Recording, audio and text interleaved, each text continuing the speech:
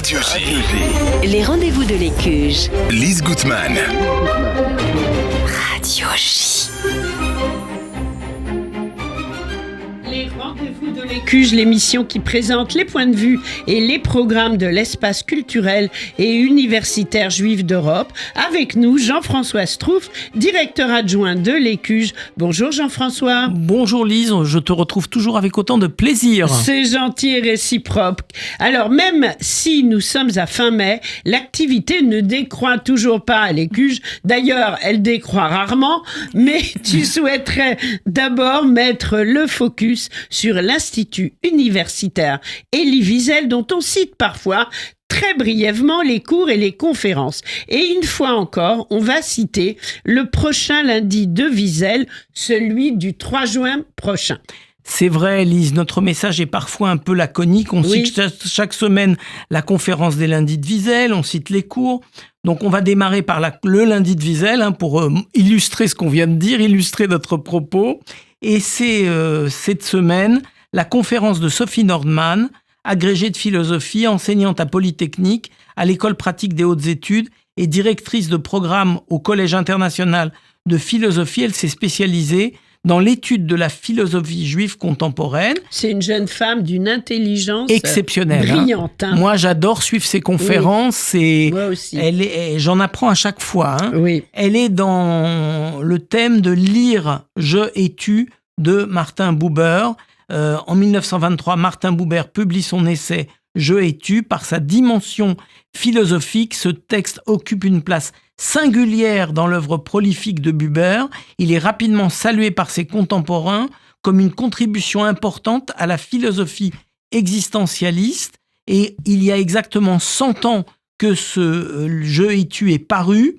Et donc, la conférence sera en même temps revenir sur les thèmes centraux de ce texte et évidemment rendre hommage aux 100 ans de son existence. Ce sera une conférence qui se fera en ligne via Zoom et fera bien sûr l'objet d'un replay. Elle est disponible dès le lendemain.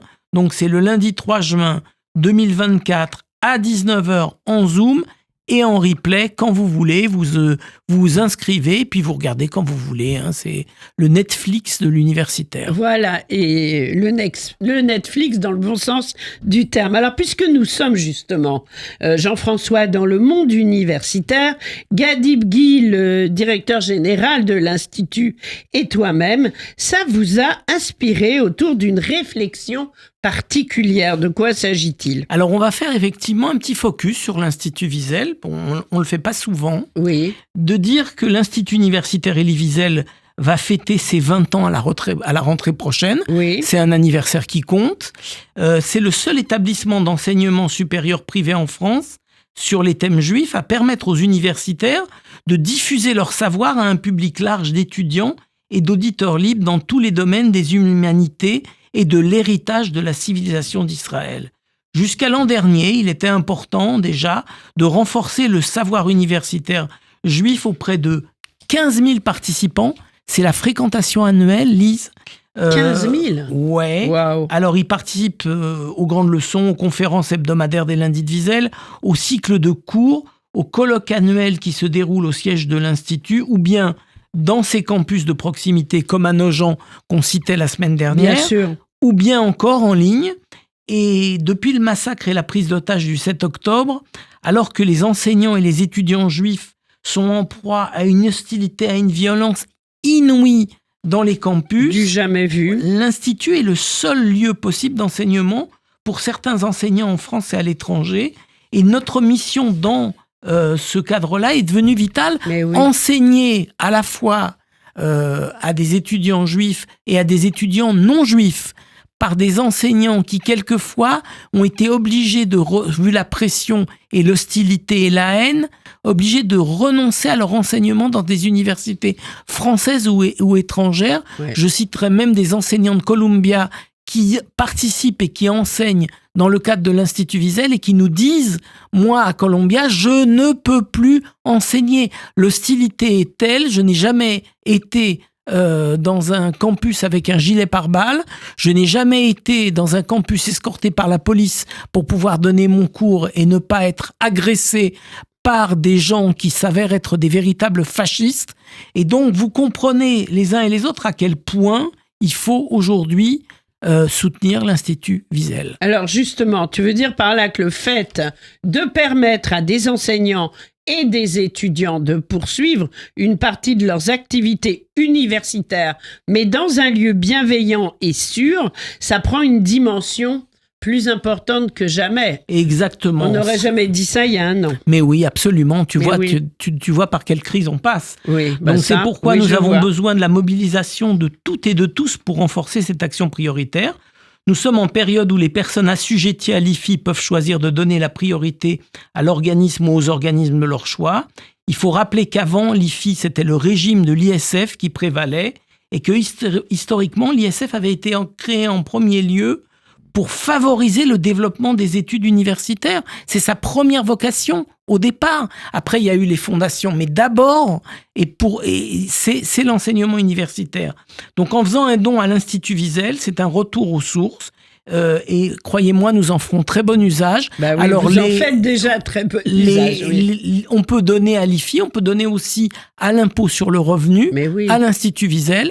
On a évidemment les règles qui s'appliquent de l'IFI pour l'IFI, de la déduction fiscale et du CERFA pour l'IR. Et notamment, on en a déjà parlé, mais je le rappelle, nous développons un département d'études israéliennes. Et pour nous, les Israeli Studies, donner au public la véritable nature de la société israélienne, de sa pluralité, de sa diversité, cette démocratie, son économie, les startups qui en font la Startup Nation, tout cela, l'enseigner dans un cadre universitaire qui n'est plus possible de le faire ailleurs. Malheureusement, on est obligé de marteler cette information.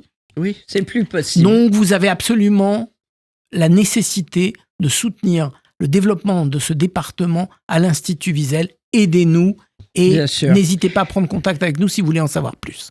Ecuge.fr, on redonnera les coordonnées à la fin de l'émission, Jean-François. Absolument. Alors, Jean-François, merci pour ces précisions. On va revenir au programme avec quelque chose de plus léger, le fameux Jazz à l'Écuge. C'est quand ? Et c'est dès ce soir. Mais oui. Le Jazz à l'Écuge du mois de mai, c'est ce soir. Le Minino Garay Trio rassemble Minino Garay aux percussions, le chanteur Thierry Eliès au piano et Cédric Henriot au clavier. Minino Garay, avec un nom comme ça, on devine qu'il est né à Buenos Aires en 64. C'est l'un des percussionnistes les plus sollicités dans les domaines du jazz et de la world music. On ne compte plus ses innombrables collaborations avec des artistes et des très grands comme Michel Legrand, Mercedes Sosa, Michel Portal, Ibrahim Mahalouf ou Richard Bonnat. Après un travail avec le claviériste Cédric Henriot sur le projet Speaking Tango, tout Argentin doit passer par le tango. Bah, évidemment. D'accord. Obligation.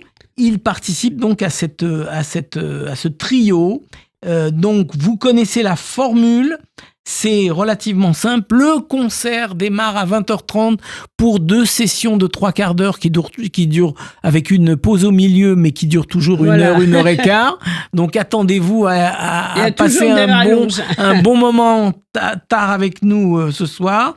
Oui. Donc, le bar vous accueille dès 19h30 avec un petit quelque chose à grignoter pour pouvoir tenir pour cette très belle soirée. Inscrivez-vous, il reste plus beaucoup de place. Oui. Lancez-vous dans cette belle soirée avec nous.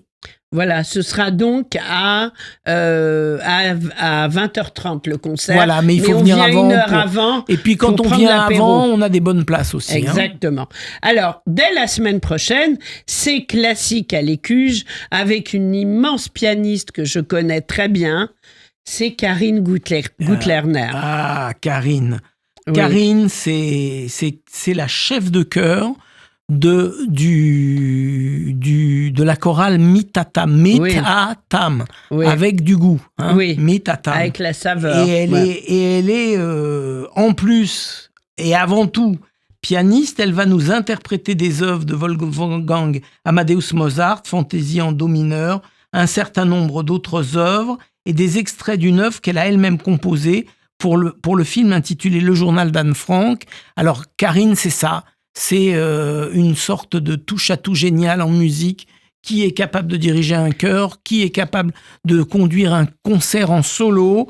C'est surtout l'une des rares aussi, incroyable. l'une des rares franco-belges qui joue au Carnegie Hall presque tous les ans à New York, et c'est extraordinaire. Exactement. Et alors là, franchement, ne manquez pour rien au monde le 5 juin à 20h, dans le cadre de Classique à l'Écuche, ce magnifique concert de Karine Gutlerner. Je vous dis, je vous donne rendez-vous à cette occasion. Alors, comme d'habitude, 1 heure avant le concert. À 19h, alors, le bar est ouvert. Le jazz, c'est 20h30 avec un bar ouvert à 19h30. Et le classique à la cuge éclairé à la bougie. Oui. Alors, si vous n'avez jamais... Je suis témoin. Si vous n'avez jamais assisté à un concert éclairé à la bougie, on n'en est pas les premiers à le faire. Mais le fait de se retrouver dans cette ambiance, c'est extraordinaire. C'est prodigieux. Hein, vraiment. C'est Epesandich, c'est autre chose. Voilà. Et donc, vous allez être avec nous. Je suis sur le 5 juin à 20h dans le cadre de Classique à l'Écuche pour rencontrer Karine Gutlerner et son œuvre. Et bien évidemment, vous êtes même dès 19h au bar avec nous pour prendre votre temps de savourer une petite boisson, de vous installer confortablement et d'attendre avec bonheur le concert de Karine. Eh bien, c'est ce qu'on fera. Alors, pour avoir tout le programme, on va sur écuge.fr, un site. Voilà, un téléphone, Jean-François. Le 01 53 20 52 52. Ne vous préoccupez pas de retenir, par exemple, le numéro de l'Institut Wiesel. Si vous voulez joindre l'Institut Wiesel sur tout ce qu'on a dit, à savoir connaître les programmes, mais aussi faire un don à l'IFI ou faire un don à l'IR, vous faites également le 01 53 20 52 52. On vous passera les personnes concernées, compétentes, qui vous suivront, vous aideront et vous accueilleront. Et puis l'adresse, bien sûr. Le fameux 119 rue Lafayette, Paris 10e, que tout le monde connaît désormais. Donc, prenez contact avec nous pour toutes ces bonnes raisons. Et il y en avait un paquet dans l'émission. Soyez des nôtres, aidez-nous, soutenez-nous. Et surtout, soyez des nôtres. Eh bien, on n'y manquera pas. Jean-François Strouf, merci beaucoup. Et on vous retrouve la semaine Mais avec prochaine. Toujours autant de plaisir. Voilà, même heure, même studio. Et bravo à toute l'équipe de l'Écuche. Merci, au revoir. Infiniment.